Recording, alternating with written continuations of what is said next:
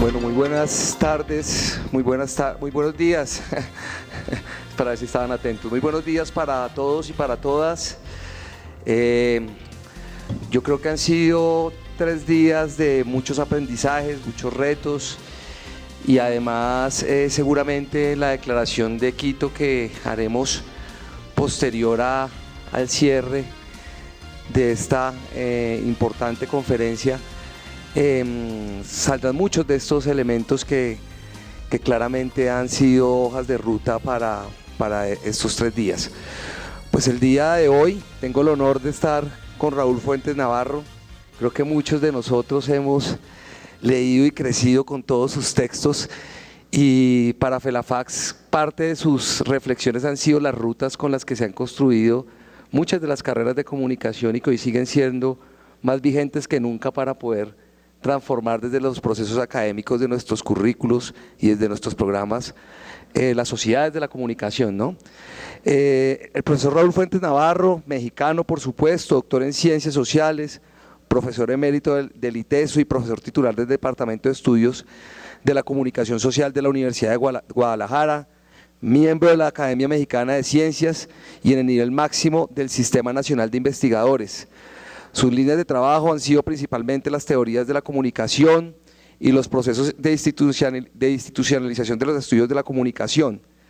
Dentro de algunos de sus textos, por supuesto, están la emergencia de un campo académico, la continuidad utópica y estructuración científica de la investigación de la comunicación en México, un campo cargado de futuro, el estudio de la comunicación en América Latina y la comunicación campo y objeto de estudio, perspectivas reflexivas latinoamericanas, editada con María Inmaculata Vasallo de López, y tuvo un libro también denominado Centralidad y Marginalidad de la Comunicación y su estudio, que se hizo en el 2015 en México y 2018 se reeditó en España. Profesor Raúl, bienvenido, y el auditorio suyo para seguir aprendiendo y escuchándolo como hemos hecho por todos estos años. Bienvenido, profesor Raúl, y un fuerte aplauso para el profesor Raúl.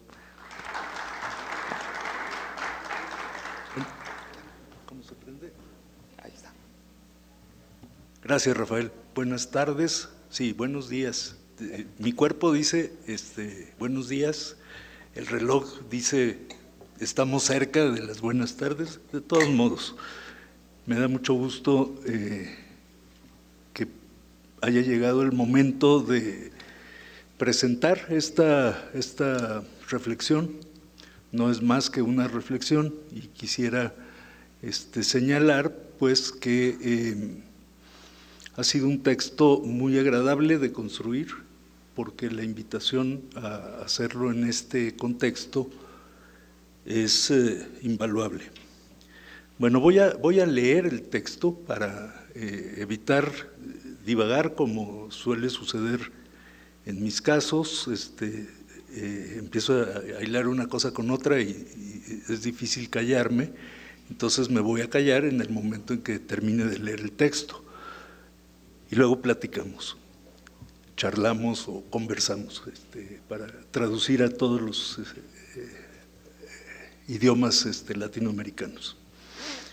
Bueno, en este tercer día del Congreso vuelvo a saludar con afecto a los participantes y a agradecer por la invitación y sus cortesías a los organizadores, directivos de CIESPAL y Felafax, 2 de las instituciones a las que se debe buena parte de lo que sabemos sobre comunicación en América Latina, con las que por fortuna he colaborado intensamente desde hace muchos años, 40, y que junto a la LAIC han sido los soportes fundamentales de nuestro campo académico y de su posicionamiento, dirían los tecnócratas, en relación con diversas escalas nacionales y locales, situadas en puntos específicos de este enorme territorio de 20 millones de kilómetros cuadrados que llamamos América Latina, e inevitablemente con las escalas internacionales y globales, desde las que se genera buena parte de las condiciones con las que hemos tenido que interactuar y en las que solo ocasionalmente las perspectivas latinoamericanas en el estudio de la comunicación han tenido protagonismo en algún sentido. Han transcurrido más de 5 décadas desde que, siguiendo una feliz intuición, decidí solicitar mi admisión como estudiante en una licenciatura entonces novedosa e intrigante, Ciencias de la Comunicación, que me atrajo porque se presentaba como la carrera del futuro, como un verdadero desafío a la imaginación y a la creatividad en la cultura y al rigor y la responsabilidad en la dinámica social. Por cierto, según el diccionario de María Moliner, de uso del español, desafío es sinónimo de reto y de duelo. Desafiar es invitar o incitar a una persona a otra a que luche o compita con ella en cualquier forma, pero particularmente proponer la lucha con armas a otra persona por una cuestión de honor. No es eso lo que yo creo que la comunicación debe significar para los académicos, al menos no literalmente. Más bien, creo que habríamos de desafiar en la tercera acepción que implica Moliner: afrontar, arrostrar, enfrentarse, hacer frente, acometer una empresa sin retroceder ante dificultades, peligros, etcétera, o ir en busca de ellos. En ese sentido, asumo la formulación de la temática principal de este congreso, que dice desafíos y tensiones entre el pensamiento latinoamericano y las prácticas comunicacionales contemporáneas, a propósito de la cual retomo algunas interpretaciones que se me han ido convirtiendo en certezas personales a lo largo de los años, convertidas en conferencias académicas, casi ninguna de las cuales ha sido publicada, y que entiendo que son buenas provocaciones para la reflexión y el debate. En cuanto a las tensiones, remito a la acepción burdiana de campo, sobre la que he trabajado desde hace 30 años, un espacio sociocultural de posiciones objetivas donde los agentes luchan por la apropiación del capital común. Subrayo el capital común y no la lucha por el monopolio de ella. Volveré más adelante a tratar este asunto de las tensiones, porque entiendo en mi propia formulación de la temática de este congreso que la comunicación es en sí misma el desafío, en sus diversos planos de existencia y en sus diversas perspectivas. Creo que la comunicación es una empresa a acometer, a enfrentar, sin retroceder ante dificultades o peligros. Creo que es una aventura, una apuesta, una improbabilidad. Pero la comunicación no es un sujeto, y eso es esencial porque la comunicación como tal no actúa, no es un agente. Antes que medios o contenidos, lo que la comunicación requiere para existir son sujetos que la entablen, o al menos que la intenten entablar, por supuesto, con otros sujetos. Esa acción tiene muchas dimensiones, por lo que habría que considerar los desafíos específicos que cada una de ellas presenta para la comunicación o en la comunicación, más que desafíos de la comunicación.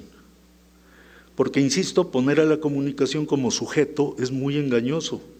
La comunicación es algo que los sujetos buscamos o logramos, algo a lo que aspiramos o por lo que apostamos, algo que construimos con mayor o menor eficacia, algo que no está antes que los sujetos y puede ser que tampoco esté después. Ese es el desafío central por donde habría que comenzar, al menos esa es una versión mía.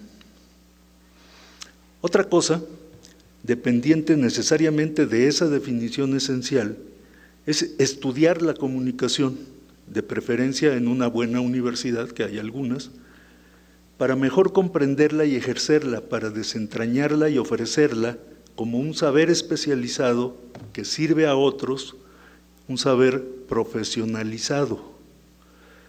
Una primera consecuencia o implicación más o menos conceptual, reflexiva, propia de universitarios, es que la comunicación que estudiamos no es la nuestra, sino la de todos. Es la nuestra en tanto que debemos asumirnos como sujetos sociales y eso supone un aprendizaje continuo, del cual la universidad es un escenario privilegiado, aunque parcial. Pero no es solo la nuestra, la individual o la gremial, es la de todos, especialmente la de los otros, que debemos aprender a reconocer y a respetar, como llamaba Jesús Martín Barbero con su famoso ejemplo del escalofrío epistemológico. Por cierto, si alguien quiere tener una versión más clara y cercana, una entrevista excepcional con José Leap, publicada en 2021, después de la muerte de Jesús, lo hace magistralmente. Jesús explica en el contexto de la Universidad del Valle qué significado tenía para él esa experiencia que contó muchas veces, ¿no? Bueno, como el desafío, la comunicación es una relación sociocultural, es un producto de la intersubjetividad, no de la subjetividad. Al contrario, la subjetividad es un producto de la comunicación. Y los saberes y las habilidades especializados que podemos cultivar en la universidad no son nuestros, son de todos, en primer término de la comunidad académica que los ha generado. Es decir, el sujeto es necesariamente colectivo, no individual. Cuando nos apropiamos de ellos, estamos ejerciendo un derecho social que les pertenece a todos, aunque no todos lo puedan ejercer. La formación profesional consiste básicamente en el descubrimiento de esa responsabilidad, la de ampliar el ejercicio de los derechos a la comunicación entre nosotros, y aunque esto tiende a olvidarse o a relegarse, no deja de ser lo más importante. Entender la formación profesional universitaria como formación de la responsabilidad, como un desafío ético, implica la necesidad de que sea una formación lo más amplia y profunda que sea posible. Porque solo de una formación general sólida y densa puede desprenderse una especialización eficiente y eficaz, una que no aísle entre sí los factores de la comunicación, sino que permita integrarlos flexible y puntualmente. Y esa formación general no puede ser sino interdisciplinar, múltiple, compleja. El comunicador universitario, lo reitero y lo enfatizo, debe ser capaz ante todo de pensar, de indagar, de valorar los hechos y de inscribirse responsablemente en la transformación de la dinámica social. Es decir, debe ser un agente, alguien que hace que las cosas que cree que deban suceder, sucedan, y se hace responsable de las consecuencias. La certeza básica, entonces, es que la comunicación no es ni puede ser más que un medio para lograr un fin. Es una acción que se refiere a otras acciones o prácticas sociales. Y a veces se nos olvida analizar los fines a los que sirven socialmente las prácticas de comunicación, las nuestras y sobre todo las de otros agentes individuales o institucionales.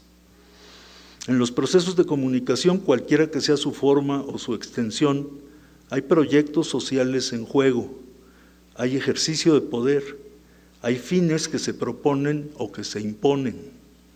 Es decir, hay responsabilidades comprometidas, aunque no se hagan explícitas, sobre todo si no se hacen explícitas.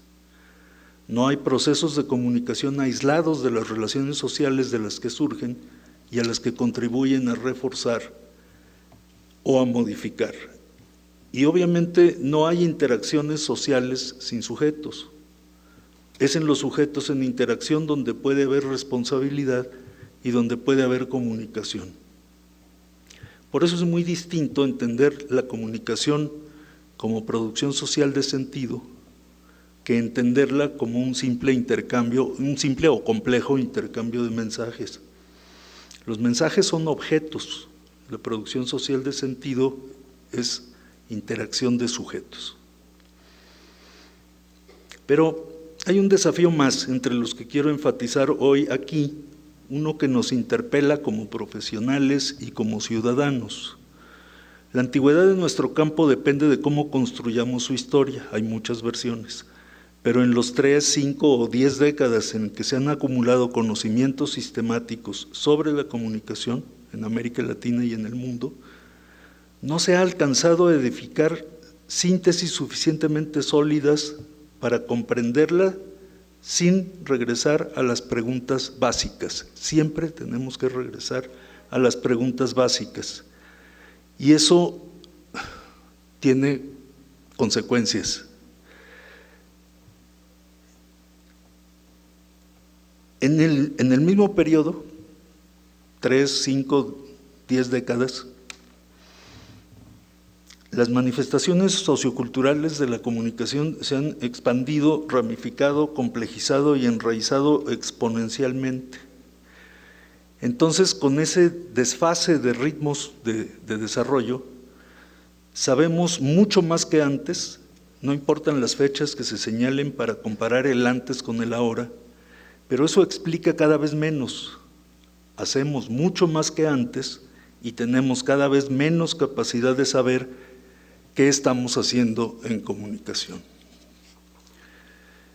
Cuando se habla de la emergencia de la sociedad de la información o de la sociedad informatizada o cualquiera de los sinónimos, en una escala global y de los problemas y desafíos que representa para los saberes y para los poderes, bajo fórmulas más benignas como la sociedad del conocimiento, la sociedad red, o más críticas como el capitalismo digital, se nos presenta un paradójico panorama en el que la comunicación es cada vez más importante y al mismo tiempo sabemos menos cómo aprovecharla en términos de un proyecto social global. Pero esa desproporción entre lo que se hace y lo que se sabe en comunicación no es un obstáculo, sino al contrario, es una ventaja para que se le instrumentalice en función de ciertos proyectos sociales. Así como el control de la información ha facilitado su mercantilización, las facilidades con las que cuentan ciertos agentes institucionales de gran poder para instrumentalizar los recursos comunicacionales en línea con sus propios intereses particulares, con sus proyectos sociales, ayuda a explicar la creciente concentración de agentes y la consecuente reducción de la comunicación a sus mecanismos más elementales. Todo esto en la medida en que crecen y se expanden socialmente, globalmente, los sistemas de comunicación.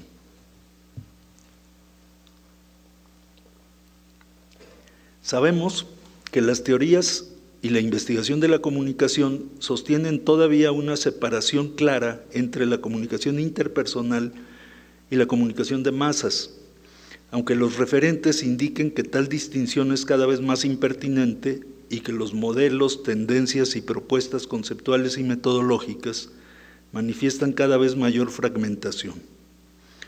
Estudiar comunicación en ese sentido es mucho más difícil ahora que en décadas anteriores. No solo porque hay que conocer una bibliografía muchísimo más extensa y dispersa y capacitarse en técnicas cada vez más especializadas, sino también porque los fenómenos que hay que entender son mucho más variados y complejos. Un referente crucial es lo que ha generado la digitalización en el desarrollo de la Internet, los medios y las plataformas telemáticas de acceso personal o las aplicaciones de la automatización inteligente, entre comillas, donde se han condensado en los últimos 15 o 20 años más factores comunicacionales y culturales que en el resto de la historia de los estudios de comunicación y además en una escala global sin precedentes. Obviamente, estos desarrollos ilustran por qué un concepto como el de tecnología no puede reducirse a técnicas o a diseño industrial o a productos en el mercado, por más avanzados y complejos que sean, y que el estudio de los medios no puede ser suficiente para comprender la comunicación. Eso me parece cada vez más evidente, aunque Antonio Pasquali lo decía hace 40 años. El desafío principal, entonces, está en la historización de la comunicación, de su estudio y de su regulación, porque ya la democratización también parece ser insuficiente y muy ambigua, más ambigua que nunca.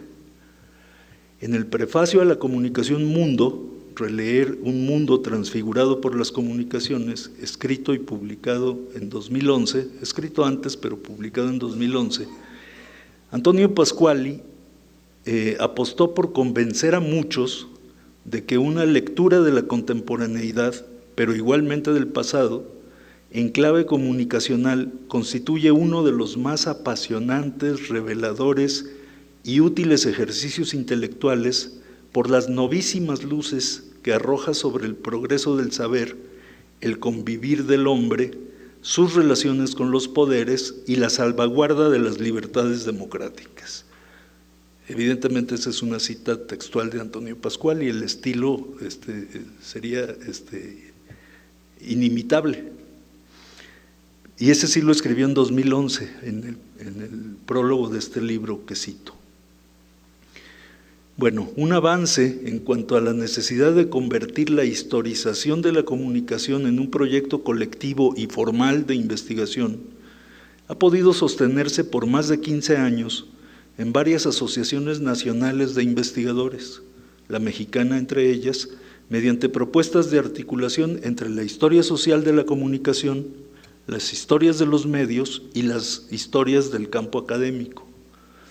Un planteamiento inspirado a su vez en el argumento de Wallerstein de que la constitución de una ciencia social histórica debe estar basada en el supuesto epistemológico de que todas las descripciones útiles de la realidad social son al mismo tiempo necesariamente históricas, esto es, que toman en cuenta no solo la especificidad de una situación, sino los continuos e interminables cambios, tanto en las estructuras bajo estudio como en las estructuras de sus entornos.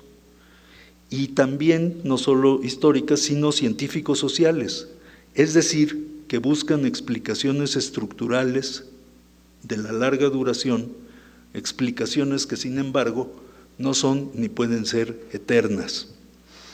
Lo cual implica, decía Wallerstein hace más de 20 años, en síntesis, que los procesos deben estar en el centro de la metodología.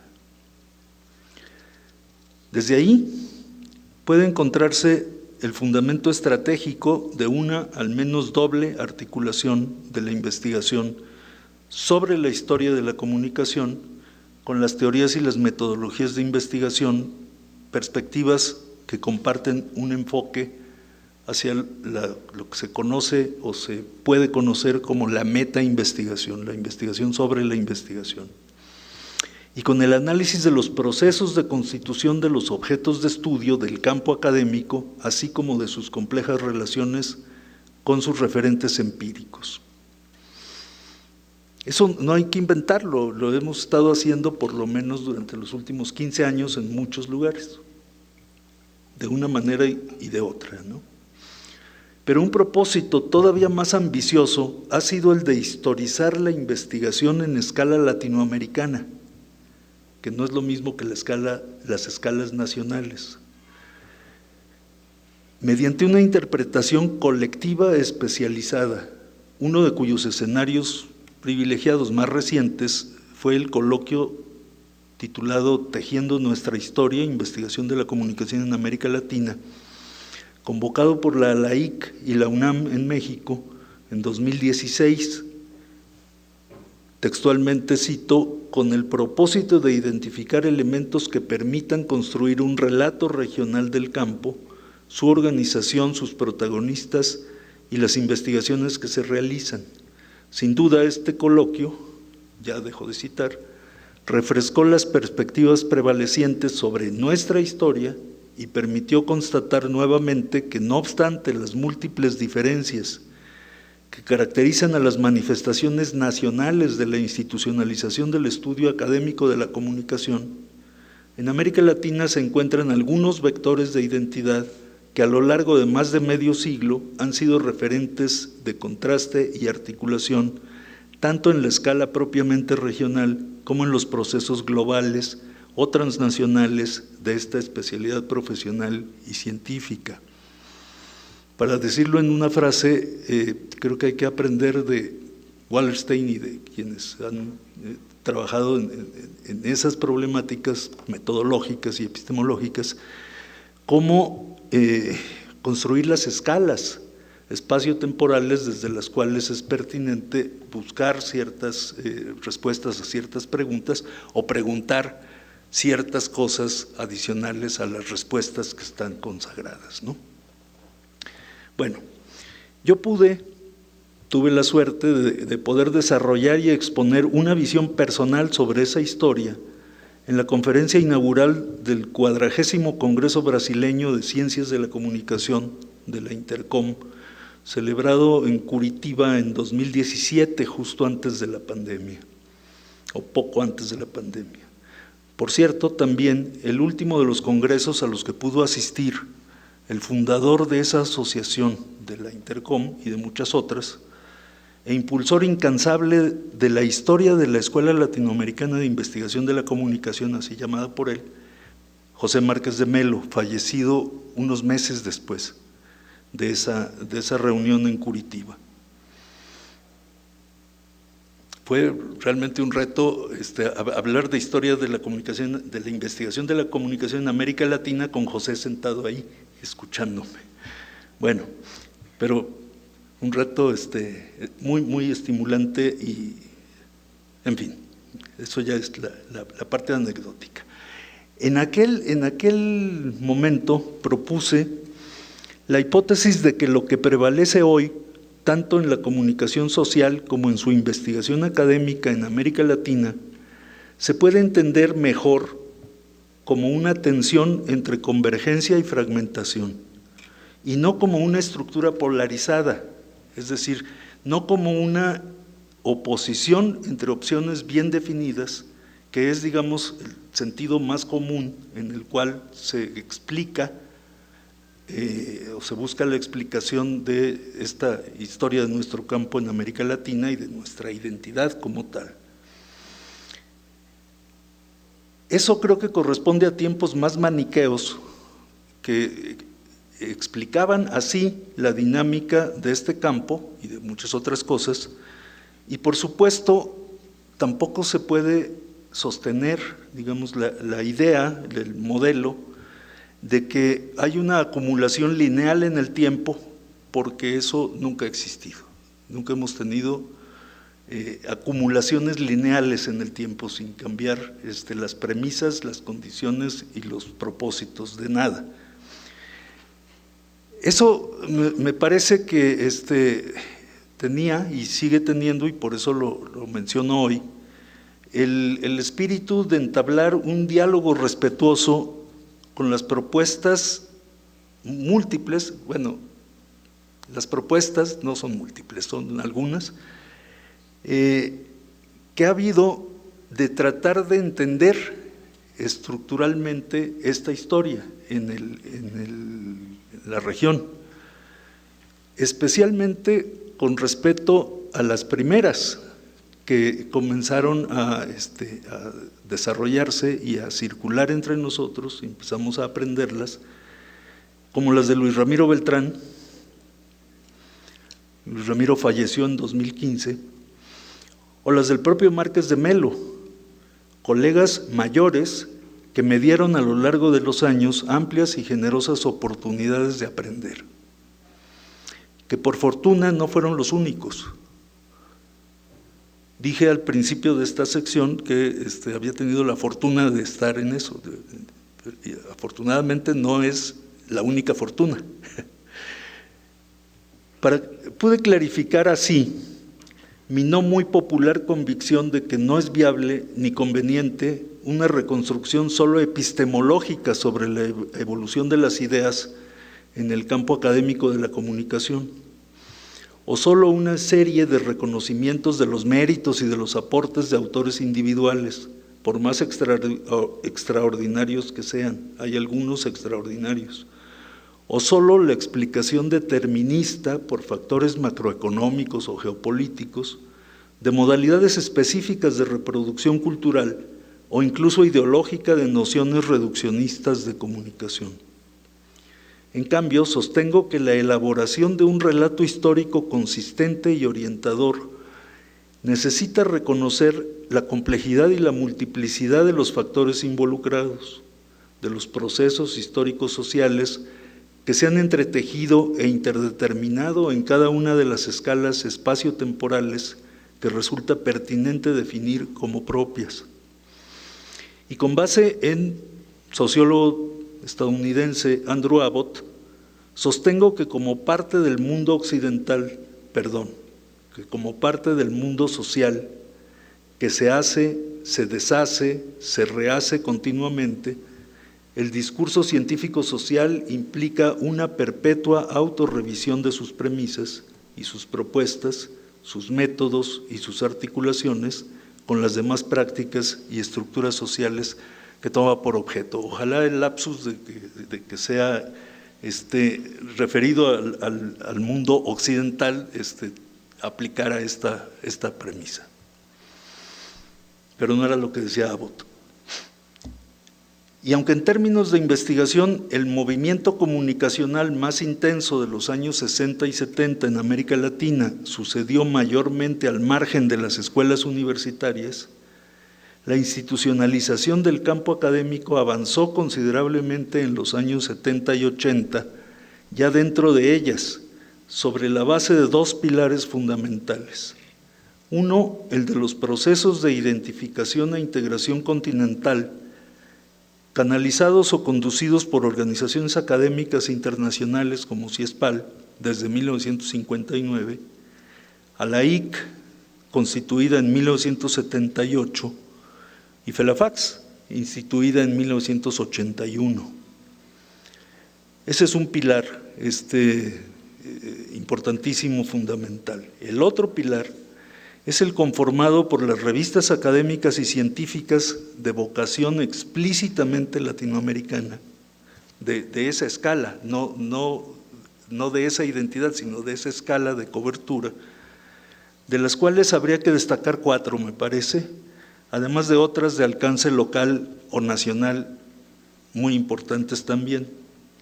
La más durable, Chasqui, Revista Latinoamericana de Comunicación, editada por CIESPAL desde 1972.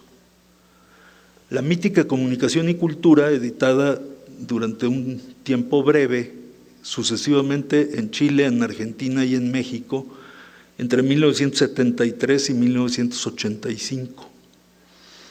Diálogos de la Comunicación, publicada por FELAFAX desde 1987, y dejo los puntos suspensivos. Y la Revista Latinoamericana de Ciencias de la Comunicación, editada por ARLAIC a partir de 2004. Sin descartar otros vectores de influencia, las asociaciones académicas y las revistas científicas han contribuido centralmente para que el campo académico en esa escala internacional que identificamos como América Latina haya adquirido algunas características distintivas en los procesos de su constitución a lo largo de las décadas como una instancia indispensable para el conocimiento y la acción colectivas sobre la comunicación. El proceso de las contradicciones que enfrentamos cotidianamente y que se van multiplicando, está ahí la clave en la historia de esas asociaciones y de esas revistas. Esa es una hipótesis, por supuesto. No es una conclusión, es un punto de partida. Bueno, evidentemente, numerosos individuos y grupos han sido los agentes responsables de las acciones, de las propuestas, de los movimientos, las reflexiones y las iniciativas de organización influyentes para la institucionalización de los estudios de comunicación y la consolidación y difusión del conocimiento académico apropiado en América Latina, no solo mediante las asociaciones y publicaciones, pero creo que a través del análisis de estos dos tipos de procesos institucionalizados se puede entrar a la complejidad de los otros procesos. También me parece evidente que hay múltiples acontecimientos contextuales que han exacerbado la manifestación en todas partes, pero de diferentes maneras, de transformaciones de diverso alcance y profundidad en las estructuras y en las prácticas sociales referidas a la comunicación, desde la economía, la política, la cultura. Crisis es un término que se asocia comúnmente a estas transformaciones, si bien no siempre como sinónimo de catástrofe o de desgracia, y quienes estudiamos comunicación dentro y fuera de América Latina, nos hemos acostumbrado desde hace décadas a pensar y trabajar en situaciones de crisis, de cambio, a veces brusco y muchas veces inesperado, aunque rara vez catastrófico, por fortuna. Formular y enfrentar desafíos de todo tipo en nuestros entornos socioculturales, sobre todo los que se presentan como novedades, es quizá la más universal y constante de nuestras tareas, aunque muchas veces nos hemos equivocado al insistir en explicaciones que ya no tendrían por qué tener vigencia.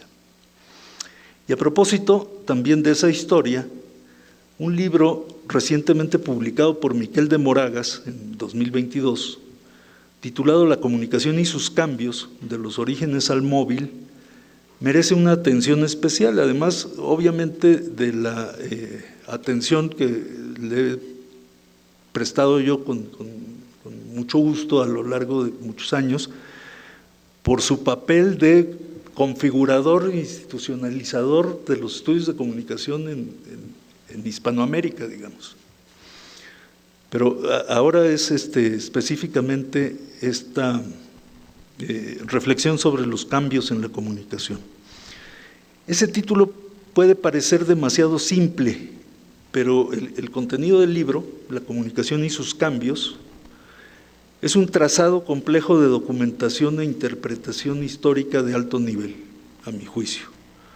Moragas declara desde el principio que rehúye la tendencia al determinismo tecnológico, aunque no descarta, por supuesto, la importancia de la tecnología como factor de cambio, y basa su exposición en 4 grandes ejes: las necesidades humanas, en el sentido psicosocial del término, que motiven el uso de la comunicación; las técnicas y las materias expresivas de la comunicación como factor de las transformaciones; los lenguajes y sus contenidos; las ideologías, las agendas temáticas, las narrativas y los discursos de persuasión. Todo eso es el número 3 de los ejes. Y la estructura social, el poder y la resistencia que regula, prioriza, frena y explota estos lenguajes y estas técnicas. Mediante estas categorías, esta obra de Moragas conduce a la afirmación de que a fines del siglo XX la digitalización produjo una convergencia disruptiva que afectó a los distintos medios, tanto los personales como a los masivos, lo que planteó una nueva ecología de la comunicación. Y eso le permite fundamentar redes de hipótesis para analizar los impactos de la pandemia del COVID-19 en los sistemas de comunicación y los sistemas socioculturales más amplios, y para comparar situaciones que han producido interpretaciones a veces coincidentes y a veces divergentes, aunque siempre articuladas entre sí en el mundo entero. Yo mismo había llegado a afirmar, antes de leer ese libro, pero ya en plena pandemia, que en los últimos 50 años hemos visto transformaciones, algunas silenciosas, otras exageradamente ruidosas, de gran relevancia en nuestros entornos y en la comunicación. Y los esfuerzos por capacitarnos como sociedad y como especialidad académica para una comprensión articulada comunicacionalmente del mundo no han sido hasta ahora suficientes. La multifacética comunicación, objeto genérico de estudio de nuestro campo académico, nos ha rebasado y desafiado absolutamente.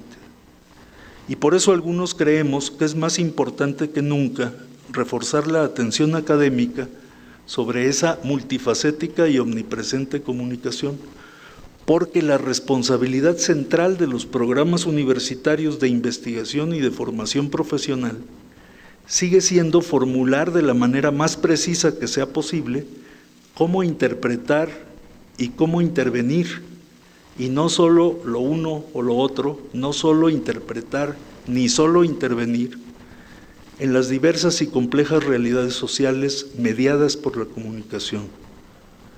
Igual que hace 50 años y probablemente en mayor grado, estudiar y aprender comunicación supone habilitarnos para comprender mucho más una frase de John Dorham Peters que me impactó desde que la leí: comprender la comunicación es comprender mucho más. E intervenir sobre la base de esa comprensión mucho más amplia, intervenir mucho mejor como profesionales sobre los procesos socioculturales fundamentales, a pesar de que la propia institución universitaria y la investigación científica han sido sometidas en muchos países, el mío por lo menos, pero sé que en otros peor, a campañas de descrédito y reducción de apoyos. Es más grave el descrédito, el que eso no sirve para nada, que la reducción de los apoyos o del financiamiento. Con esto quiero afirmar que para interrogar más productiva y críticamente los escenarios de crisis en que nos vemos obligados a trabajar y para imaginar alternativas políticas, culturales y muy especialmente en las mediaciones comunicacionales de los procesos sociales vigentes, tendríamos que rehuir las explicaciones monocausales y los reduccionismos superficiales e intentar identificar relaciones estructurales y factores transversales en los cambios que percibimos y que muchas veces sufrimos. Es decir, el método propuesto supone historizar los procesos y articular sus manifestaciones y sus proyecciones. También distinguir las afectaciones a los medios, interpersonales o masivos, y los cambios en las prácticas de comunicación, mediadas por instancias diversas, no exclusiva ni preponderantemente tecnológicas. Otro libro, también publicado en 2002, de Raúl Trejo del Arbre, lleva por título Posverdad, populismo, pandemia, y aunque está estructurado de una manera muy diferente al de Moragas, coincide en cuestionar las relaciones entrecruzadas de distintos procesos socioculturales en diferentes escalas de la vida, en los escenarios de crisis de los que todavía no salimos y que presumiblemente todavía no alcanzamos a entender plenamente. Según Trejo, la pandemia trastocó a la sociedad y la economía y desde luego nuestras existencias personales. Lo que no modificó e incluso en buena medida reforzó han sido la propagación de la posverdad, especialmente en redes sociodigitales, y de la mano de ella el auge de gobiernos populistas. Posverdad y populismo forman parte de una nueva intolerancia que se ha extendido por todo el planeta. Para sostener y documentar esa interpretación, ciertamente más política y mediática que la de Moragas, Trejo propone entender la posverdad como la creencia masiva en versiones y falsedades que se ajustan a los prejuicios de quienes los consideran ciertas, y el populismo como el ejercicio autoritario del poder a cargo de personajes que, al considerar que encarnan la voluntad del pueblo, avasallan reglas, instituciones y derechos de la democracia. Ambas concepciones implican la articulación de prácticas y recursos de comunicación alrededor de las que Trejo llama genéricamente redes sociodigitales, que forman parte de un ecosistema comunicacional en el que también se encuentran los medios tradicionales con los que mantienen permanente interacción y cuyo uso la pandemia nos condujo a intensificar. La argumentación completa la resume el propio Trejo en su prólogo.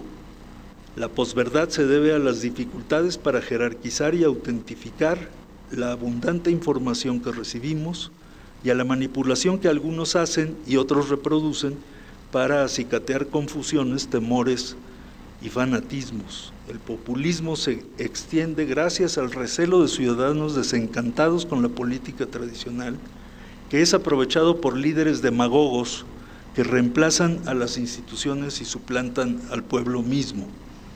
La pandemia es un fenómeno biológico cuyas graves consecuencias sociales empeoran debido a la desinformación que surge en condiciones de posverdad. Los líderes populistas reaccionan con impericia ante la pandemia y cuando pueden la aprovechan para ampliar su popularidad y o para legitimar medidas autoritarias. Posverdad populismo y pandemia son procesos con múltiples aristas, cada uno de ellos.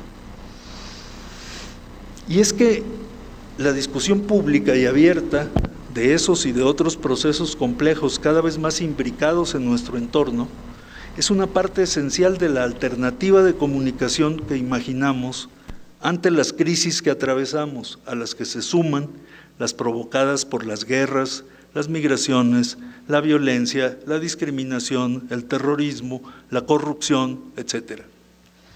Y aclaro otra condición que considero esencial para esa discusión, debate, deliberación: el respeto a las argumentaciones y expresiones, a su lógica y a su adecuación práctica de reconocimiento y sentido.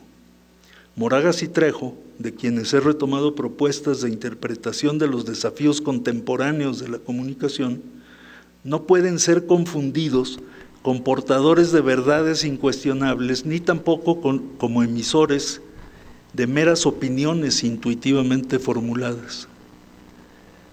Y no pueden ser confundidos porque en su discurso explicitan lo más posible el razonamiento que emplean para documentar y para analizar evidencias y alternativas. Y las presentan como hipótesis, no como explicaciones últimas. Para referirse a la comunicación, formulan con rigor las premisas fundamentales que la definen conceptualmente y que también la constituyen práctica, política y éticamente. Bien, para terminar quiero detenerme un poco en este último término, éticamente. Hace pocos meses falleció Klaus Krippendorff, el último colega de cuya obra he seleccionado propuestas para compartir alguna reflexión sobre la comunicación como alternativa en un contexto y una coyuntura de crisis múltiples como las actuales. Pero a diferencia de los casos de Moragas y de Trejo, no es de un libro publicado recientemente, sino de un texto cuya versión original fue el discurso presidencial de Krippendorff en la conferencia de la ICA de 1985 y que después apareció como capítulo de un libro influyente en los debates sobre nuestro campo académico. Toda la discusión sobre los paradigmas en el ámbito del estudio de la comunicación desde Estados Unidos. En el texto de Krippendorff al que me referiré para concluir esta exposición, ese texto se titula Sobre la ética de la construcción de la comunicación, y más de 4 décadas después conserva, al menos para mí, un alto interés. Y lo digo que al menos para mí porque es un texto de muy baja popularidad, a pesar de que lo que propone nos es cada vez más familiar. Es un texto que tiene menos del 1% de las citas que Google Scholar recoge a la obra global de Krippendorff. Sobre todo la mayoría pues está centrada o en el desarrollo de la cibernética o en el manual de análisis de contenido. Pero este texto me parece a mí especialmente estimulante.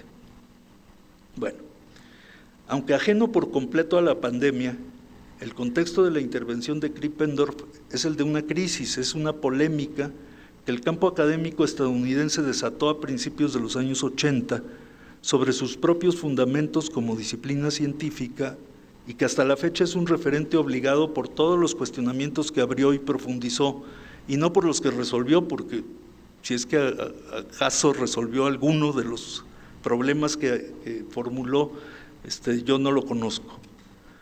Krippendorff argumentó que la concepción renacentista de que existe una sola realidad, por una parte, y la negativa a permitir que los observadores científicos se incluyan en sus dominios de observación, por otra, deben ser desterradas de los estudios de comunicación y ser sustituidas por principios empíricamente menos restrictivos y más aceptables éticamente.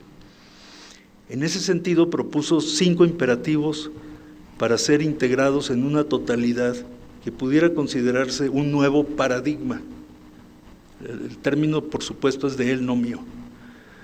El imperativo estético se resume en construir tu propia realidad por ver, el empírico, en inventar todas las construcciones alternativas que puedas y promoverlas para experimentar las limitaciones de su viabilidad. El imperativo autorreferencial, incluirte como constitutivo de tus propias construcciones.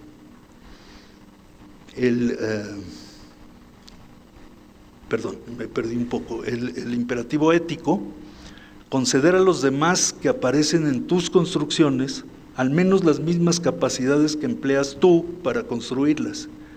Y finalmente, el imperativo social, cuando comuniques, preserva o abre nuevas posibilidades para otros.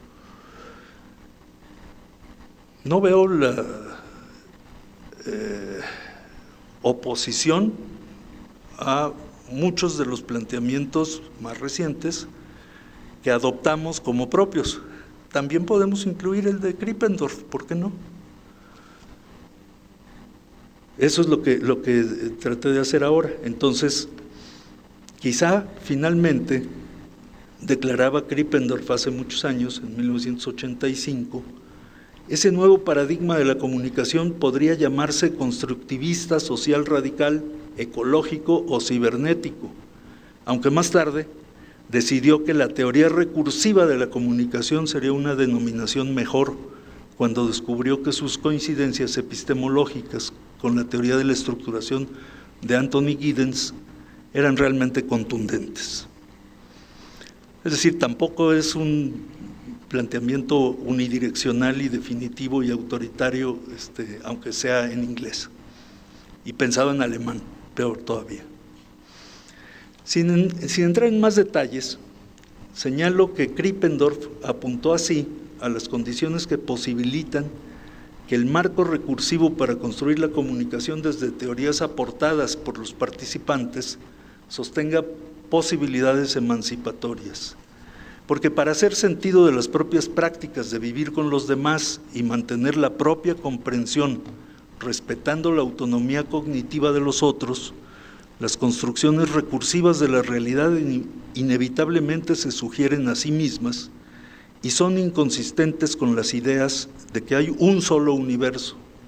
Por el contrario, remiten a un multiverso de construcciones de la realidad, radicalmente distribuidas pero coordinadas, que se desplieguen continuamente en las prácticas no mutuamente desafiantes de seres cognitivamente autónomos. La comunicación es, sobre todo, un esfuerzo de comprender este despliegue.